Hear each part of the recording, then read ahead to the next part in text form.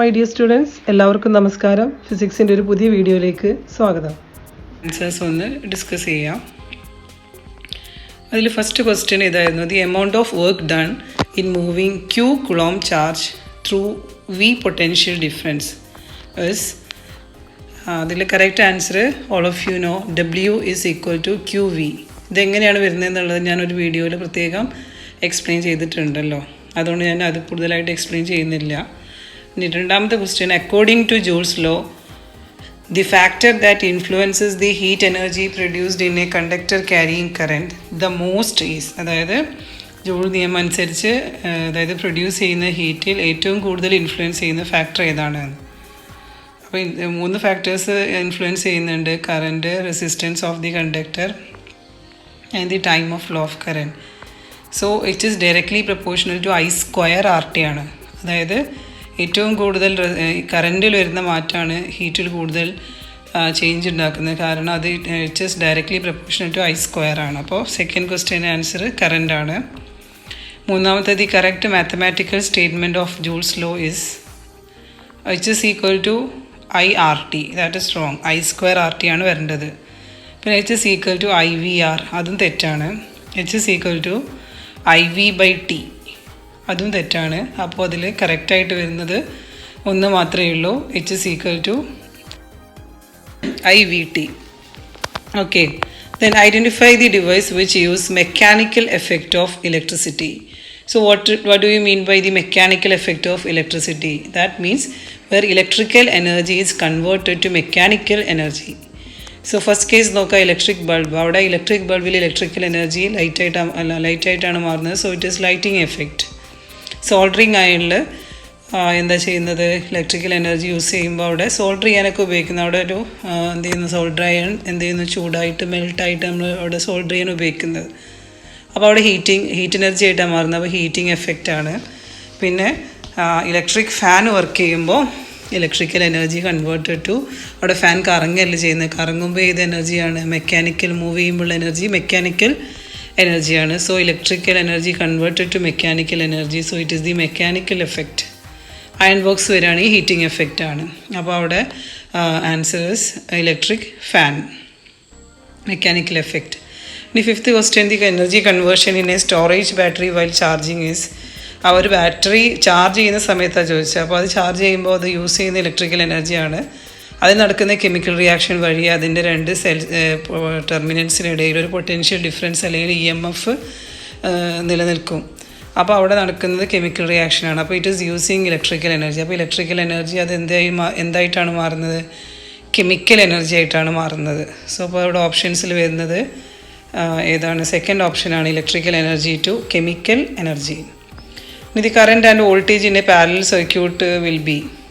അപ്പോൾ പാരലൽ സർക്യൂട്ടിൻ്റെ നമ്മൾ പറഞ്ഞു, വോൾട്ടേജും കറൻറ്റിലുള്ള സീരീസുമായിട്ട് കണക്ട് ചെയ്യുന്നതായിട്ട് ബന്ധപ്പെട്ട് ഡിഫറൻസ് എന്താണ്, പാരലൽ സർക്യൂട്ടിൽ കറണ്ട് സ്പ്ലിറ്റ് ചെയ്യപ്പെടുകയാണ് ചെയ്യുക. അതായത് രണ്ട് പാത്തായിട്ട് അല്ലെങ്കിൽ രണ്ട് റെസിസ്റ്റേഴ്സ് എത്രയുണ്ടോ അത്രയും റെസിസ്റ്റേഴ്സിലൂടെ അത് സ്പ്ലിറ്റ് ചെയ്യാണ് ചെയ്യുന്നത്. അപ്പോൾ കറണ്ട് വിൽ ബി ഡിഫറെൻറ്റ്. അതേസമയം വോൾട്ടേജ് ആണെങ്കിലോ സെയിം ആയിരിക്കും, കാരണം it is connected between the terminals of the same battery. So അപ്പോൾ അതുകൊണ്ട് സെയിം വോൾട്ടേജ് ആയിരിക്കും. അപ്പോൾ അതിൽ ആൻസർ വരുന്നത് ഫസ്റ്റ് ഓപ്ഷനാണ്, voltage same but current different. Then seventh one, which of the following is Joule's law.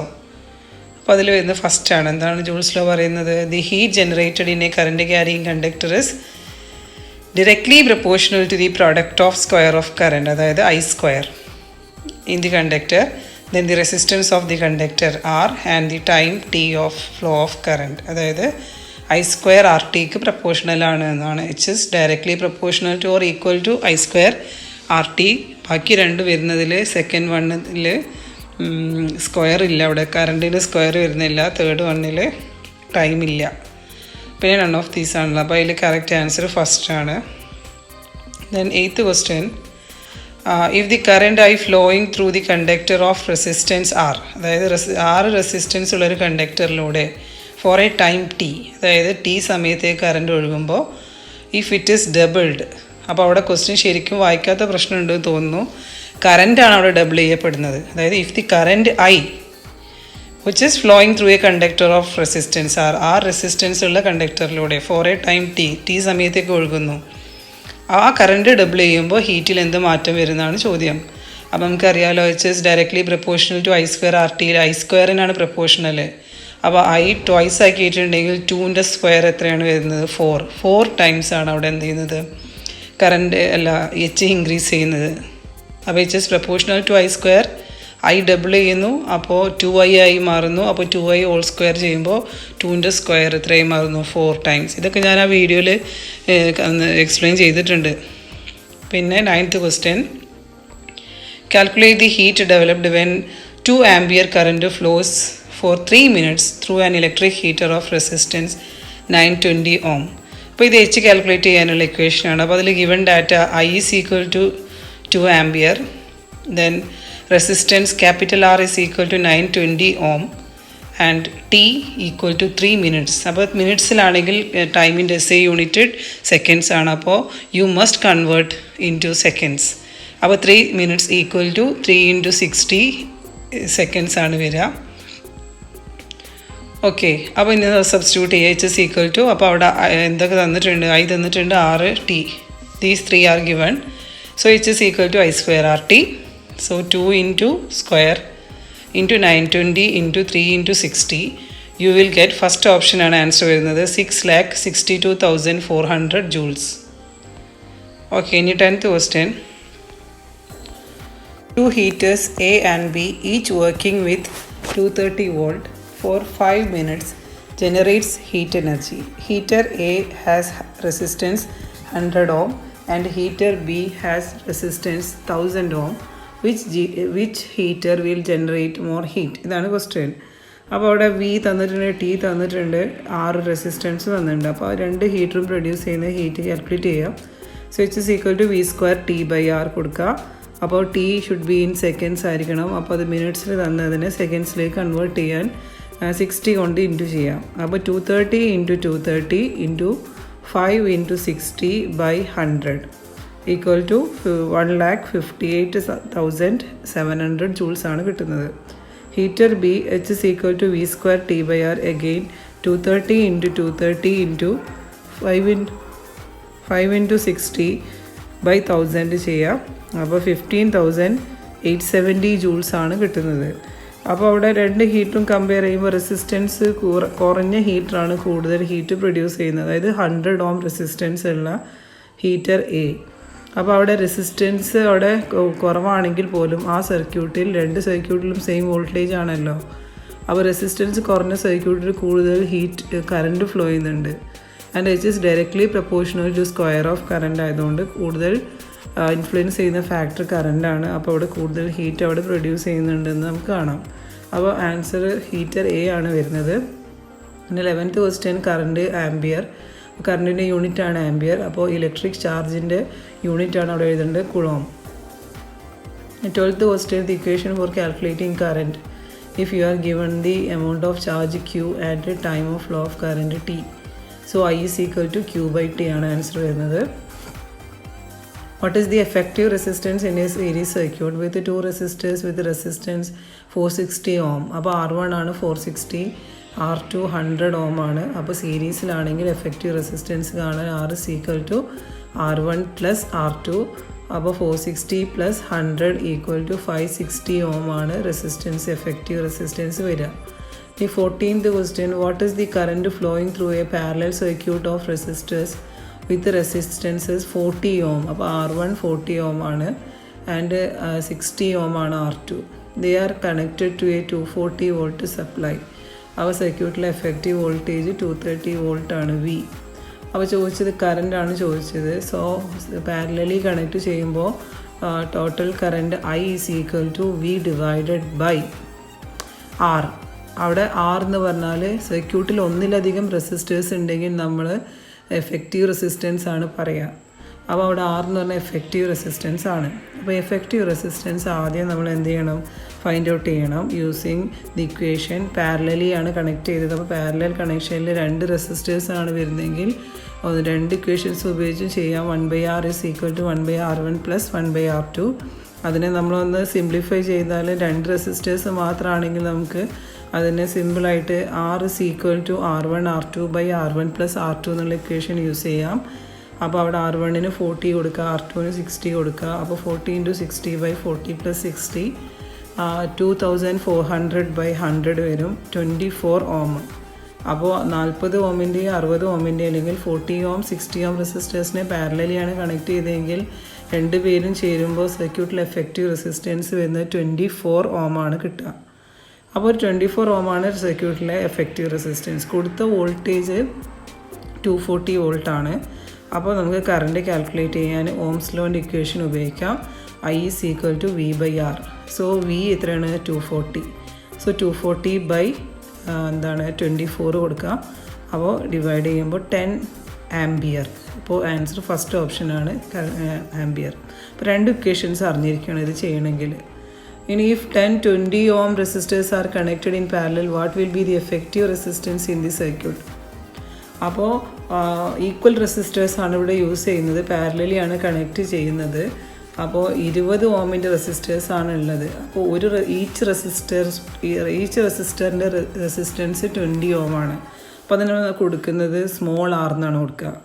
അപ്പോൾ ഈക്വൽ റെസിസ്റ്റൻസസ് ആണെങ്കിൽ ഒറ്റ സിംഗിൾ റെസിസ്റ്ററിൻ്റെ റെസിസ്റ്റൻസിനെ നമ്മൾ സ്മോൾ r കൊണ്ടാണ് റെപ്രസെൻറ്റ് ചെയ്യുക. അപ്പോൾ സ്മോൾ r 20 ഓം ആണ്. നമ്പർ ഓഫ് റെസിസ്റ്റേഴ്സ് അവിടെ n യൂസ് ചെയ്തത് 10 ആണ്. അപ്പോൾ ഈക്വൽ റെസിസ്റ്റേഴ്സ് ആണ് പാരലലി വരുന്നതെങ്കിൽ നമ്മൾ 1/R = 1/R1 + 1/R2 വെച്ച് ചെയ്യേണ്ട ആവശ്യമില്ല. നമ്മൾ എന്ത് ചെയ്യാൻ വേറൊരു സിമ്പിൾ ഇക്വേഷൻ അവിടെ പഠിച്ചിട്ടുണ്ട്. എന്താണ്? Capital R which is the effective resistance equal to small r, അതായത് individual resistance divided by number of resistors n, small r by n. അപ്പോൾ 20/10 ചെയ്യുക. അപ്പോൾ 2 ഓം ആണ് റെസിസ്റ്റൻസ് കിട്ടുക. അപ്പോൾ 20 ഓമിൻ്റെ 10 റെസിസ്റ്റേഴ്സിനെ നമ്മൾ പാരലലി കണക്ട് ചെയ്താൽ ആ സർക്യൂട്ടിലെ എഫക്റ്റീവ് റെസിസ്റ്റൻസ് വെറും 2 ഓം മാത്രമായിരിക്കും. ഓക്കെ, അപ്പോൾ ഇക്വേഷൻ പഠിക്കുക. Capital R = small r by n. അപ്പോൾ ഈക്വൽ റെസിസ്റ്റേഴ്സ് ആണെങ്കിൽ ഇങ്ങനെ ചെയ്യാം. ഇനി ഇഫ് 6 ഓം റെസിസ്റ്റേഴ്സ്, അതേപോലെ തന്നെയുള്ളൊരു ക്വസ്റ്റ്യൻ ആണ്. 3 റെസിസ്റ്റേഴ്സ് ഉണ്ട്, ഓരോന്നും 6 ഓം വീതമാണ്. അപ്പോൾ എഫക്റ്റീവ് റെസിസ്റ്റൻസ് കാണാൻ വീണ്ടും ക്യാപിറ്റൽ R പാരലലിയാണ് കണക്ട് ചെയ്തത്. So capital R is equal to small r by n. ആറിൻ്റെ വാല്യൂ സ്മോൾ r എന്ന് പറഞ്ഞാൽ 1ൻ്റെ റെസിസ്റ്റൻസ് ആണ്, അത് 6. n എന്ന് പറഞ്ഞാൽ നമ്പർ ഓഫ് റെസിസ്റ്റേഴ്സ് ആണ് 3. അപ്പോൾ 6/3 2 ഓം. അപ്പോൾ പാരലലി കണക്ട് ചെയ്യുമ്പോൾ ഈക്വൽ റെസിസ്റ്റേഴ്സ് ആണെങ്കിൽ ഇങ്ങനെ ചെയ്യാം. നമ്പർ ഓഫ് ഒന്നിൻ്റെ റെസിസ്റ്റൻസിൻ്റെ നമ്പർ ഓഫ് റെസിസ്റ്റേഴ്സ് കൊണ്ട് ഡിവൈഡ് ചെയ്യാം. ഇനി സീരീസിലാണ് കണക്ട് ചെയ്യുന്നതെങ്കിൽ നേരെ തിരിച്ചിട്ടാണ്, അതായത് നമ്പർ ഓഫ് റെസിസ്റ്റേഴ്സ് കൊണ്ട് ഒന്നിൻ്റെ റെസിസ്റ്റൻസിന് ഇൻറ്റു ചെയ്യുകയാണ് ചെയ്യുക. Capital R is equal to NR ആണ് വരിക. അതായത് R എന്ന് പറഞ്ഞാൽ ഒന്നിൻ്റെ റെസിസ്റ്റൻസ്. അതിനപ്പോൾ 20 ഓമിൻ്റെ 10 ഉണ്ടെങ്കിൽ എന്താണ് 20 ഇൻറ്റു അല്ലെങ്കിൽ 20 ഇൻറ്റു നമ്പർ ഓഫ് റെസിസ്റ്റേഴ്സ് 10. അപ്പോൾ 200 ഓം. അപ്പോൾ സീരീസിലാണെങ്കിൽ നമ്പർ ഓഫ് റെസിസ്റ്റേഴ്സ് കൊണ്ട് ഒരു റെസിസ്റ്റൻസിന് ഇൻറ്റു ചെയ്യാണ് വേണ്ടത്. പാരലലി കണക്ട് ചെയ്യുമ്പോൾ ഒന്നിൻ്റെ റെസിസ്റ്റൻസിന് നമ്പർ ഓഫ് റെസിസ്റ്റേഴ്സ് കൊണ്ട് ഡിവൈഡ് ചെയ്യാണ് ചെയ്യേണ്ടത്. അപ്പോൾ അവിടെ 16th ക്വസ്റ്റ്യൻ ആൻസർ 2 ആണ്. ഇനി 17, the resistance of an electric circuit is increased without changing the voltage. What will be the change in heat produced in the circuit? അത് ആ ഹീറ്ററിൻ്റെ ക്വസ്റ്റ്യൻ പോലെ തന്നെയാണ്. അതായത് ഒരു സർക്യൂട്ടിലെ വോൾട്ടേജിൽ മാറ്റം വരുത്താതെ സർക്യൂട്ടിലെ റെസിസ്റ്റൻസ് പെട്ടെന്ന് കൂട്ടി. അപ്പോൾ ഞാൻ പറഞ്ഞല്ലോ, റെസിസ്റ്റൻസ് കൂടുമ്പോൾ റെസിസ്റ്റൻസിൽ മാത്രമല്ല മാറ്റം വരിക, വിതൗട്ട് ചേഞ്ച് ഇൻ വോൾട്ടേജ് മാറ്റാതെ, ഓംസ് ലോ അനുസരിച്ച് വോൾട്ടേജ് മാറ്റാതെ നമ്മൾ റെസിസ്റ്റൻസ് ഇൻക്രീസ് ചെയ്താൽ അതേ പ്രപ്പോർഷനിൽ ആ സർക്യൂട്ടിലെ കറണ്ട് കുറയും ചെയ്യും. അതായത് റെസിസ്റ്റൻസ് നമ്മൾ ഡബിൾ ചെയ്യുന്നു എന്ന് വിചാരിക്കുക. അപ്പോൾ എന്ത് ചെയ്യുന്നു? കറണ്ട് പകുതിയാവും. അപ്പോൾ നമ്മൾ റെസിസ്റ്റൻസ് 10 മടങ്ങ് ഇൻക്രീസ് ചെയ്തു, 10 ടൈംസ് ഇൻക്രീസ് ചെയ്തപ്പോൾ കറണ്ട് 10-1 കുറയും. അപ്പോൾ വിതൗട്ട് എനി ചേഞ്ച് ഇൻ വോൾട്ടേജിൽ മാറ്റം വരുത്താതെ റെസിസ്റ്റൻസ് ഇൻക്രീസ് ചെയ്താൽ അതിന് പ്രപ്പോർഷനിലായിട്ട് കറണ്ട് എന്ത് ചെയ്യും? ഡിക്രീസ് ചെയ്യും.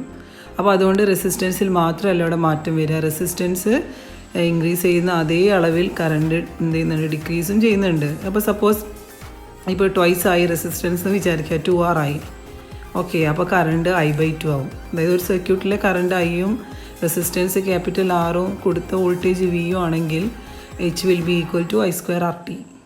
ഇനി നമ്മൾ എന്ത് ചെയ്യുന്നു? V മാറ്റുന്നില്ല, V തന്നെ. അതെന്ത് ചെയ്യുന്നത്? കറണ്ട് റെസിസ്റ്റൻസ് 2R ആക്കി.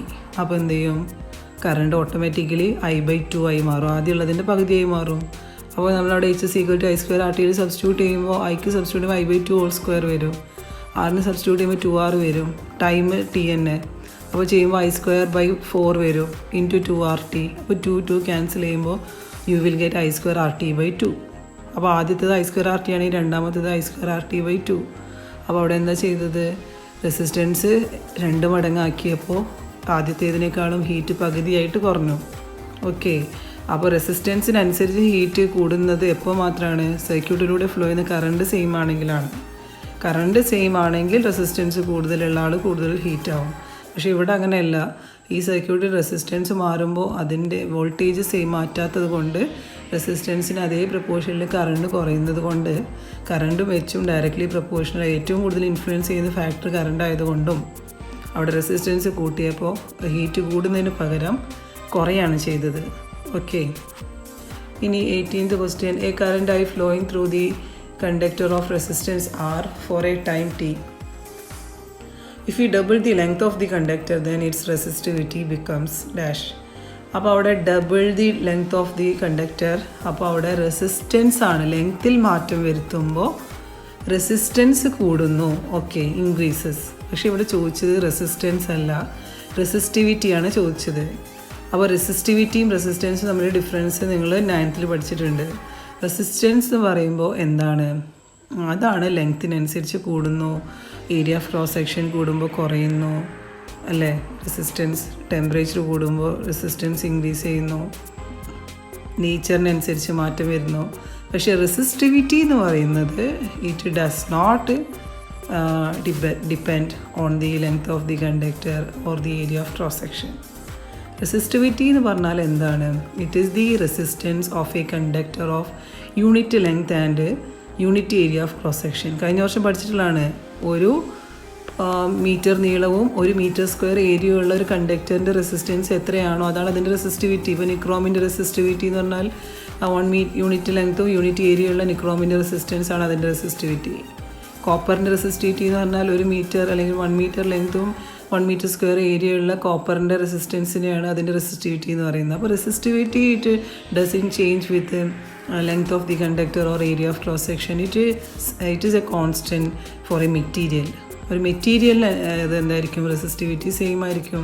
അപ്പോൾ ഇവിടെ ചോദിച്ച് ഞാൻ നിങ്ങൾക്ക് അത് അറിയുമോ അറിയാൻ വേണ്ടി ഞാൻ പർപ്പസ്ഫുള്ളി ചോദിച്ചതാണ് ഇത് ക്വസ്റ്റ്യൻ. റെസിസ്റ്റിവിറ്റി എന്ന് പറയുന്നത് ലെങ്ത്ത് മാറുമ്പോഴോ ഏരിയ മാറുമ്പോഴോ മാറുന്നില്ല. പക്ഷേ നമ്മൾ ആ കണ്ടക്ടർ ഇപ്പോൾ നിക്രോം ആണെങ്കിൽ നിക്രോമിനെ മാറ്റി നമ്മൾ വേറെ ലെങ്ത്ത് ഉള്ള കോപ്പറാണ് കണക്ട് ചെയ്യുന്നതെങ്കിൽ റെസിസ്റ്റിവിറ്റി മാറും. പക്ഷേ ലെങ്ത്ത് മാറുന്നതിനനുസരിച്ച് റെസിസ്റ്റൻസ് ആണ് മാറുന്നത്. Resistivity will be a constant for a material. So അപ്പോൾ ഇവിടെ resistivity it is no change. ഇനി 19th question. Fuse wire is an alloy of എന്താണ്, tin and lead. Fuse wire എന്ന് പറഞ്ഞാൽ which is used in the എന്താണ് safety fuse. അതിൽ എന്ത് ചെയ്യുന്നു, fuse wire is an alloy of tin and lead. കാരണം fuse വയറാണ് ഹൈ കറണ്ട് വരുന്ന സമയത്ത് നമ്മൾ സർക്യൂട്ടിൽ എന്ത് ചെയ്യുന്നത്, പ്രൊട്ടക്റ്റ് ചെയ്യുന്നത്. ഹൈ കറണ്ട് വന്നാൽ സർക്യൂട്ടിൽ കൂടുതൽ ജൂൾസിൽ കൂടുതൽ ഹീറ്റ് പ്രൊഡ്യൂസ് ചെയ്തിട്ട് കൂടുതൽ ഹീറ്റ് ഉണ്ടാവും. അപ്പോൾ എന്ത് ചെയ്യും, സർക്യൂട്ടിൽ എക്സസ് ഹീറ്റ് ഉണ്ടായിട്ടുണ്ടെങ്കിൽ സർക്യൂട്ട് എന്ത് ചെയ്യും, കത്തിപ്പോവും, ഡാമേജ് ആയിപ്പോവും. അപ്പോൾ നമ്മൾ പർപ്പസ്ഫുള്ളി അതിനെ എന്താണ് സേഫ്റ്റി മെഷറായിട്ട് ഉപയോഗിക്കുന്നതാണ് സേഫ്റ്റി ഫ്യൂസ്. അതിൻ്റെ ഒരു മെയിൻ പാർട്ടാണ് ഫ്യൂസ് വയർ.